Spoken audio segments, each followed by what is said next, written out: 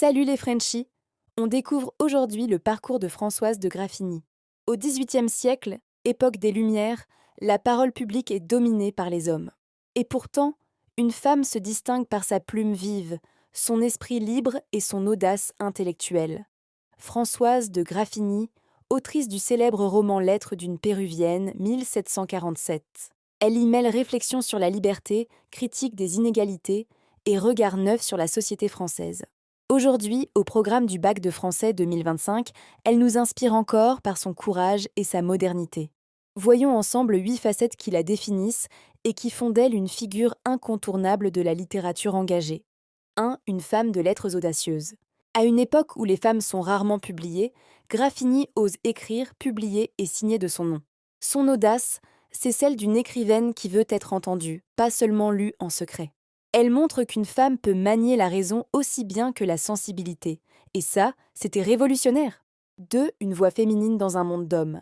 Les salons littéraires du XVIIIe siècle sont dominés par des figures masculines.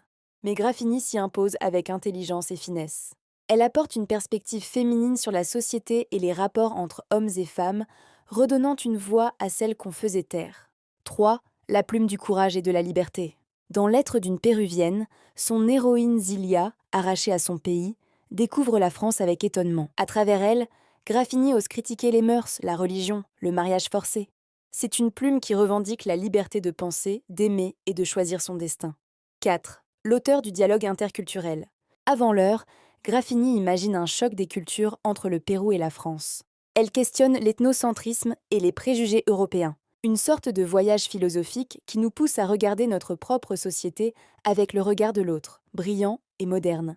5. Une critique fine des injustices sociales. Sous la douceur de la correspondance, Graffigny dénonce subtilement les inégalités entre riches et pauvres, puissants et faibles. Elle utilise la fiction pour éveiller les consciences sans moraliser, un vrai talent de pédagogie sociale. 6. L'humaniste éclairé du XVIIIe siècle.